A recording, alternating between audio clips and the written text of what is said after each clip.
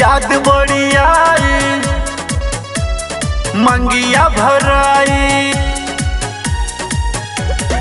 ए जान, याद बड़ी आई मंगिया भराई, जिंदगी में जईबू तू अगिया लगाई। दुआरा बाजाया जो बाजी खूब धुन से, चाली हम मेहदी हमरा खून से, मरी जाइबू त रहबू सकून से। चाली हम मेहदी हमरा खून से, मरी जाइबू त रहबू सकून से।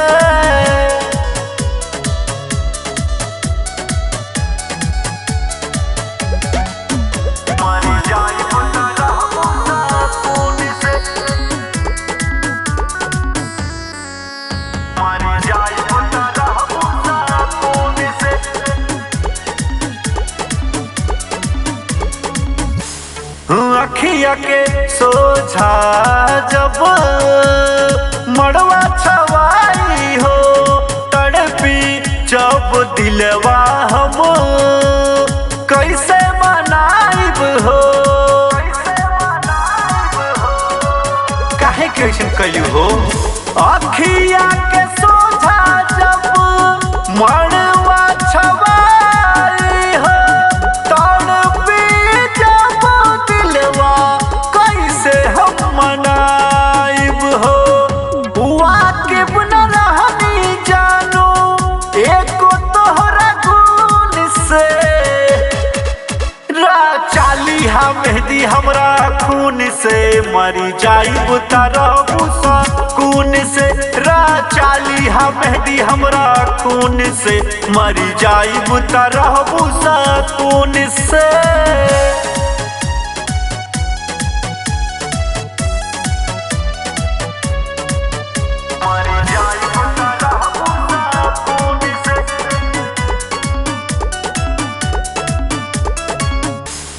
झूठा हूँ के वादा राकेश से, तू ही ता कैलू हो। बिचवे में नैया झिन्ने के, तू ही ता डुबैलू हो। बतावा ना, खैले रहू क्रिया दुरिया, कबहू न जाइब हो। जिंदगी भर साथ रह के साथ निभाइब हो। समझ न पैली हम तोहरा रूप के, डर दिहलू जखमवा पानून से, मरी जाइबू त रहबू सकून से। चाली हम मेहदी हमरा खून से, मरी जाइबू त रहबू सकून से।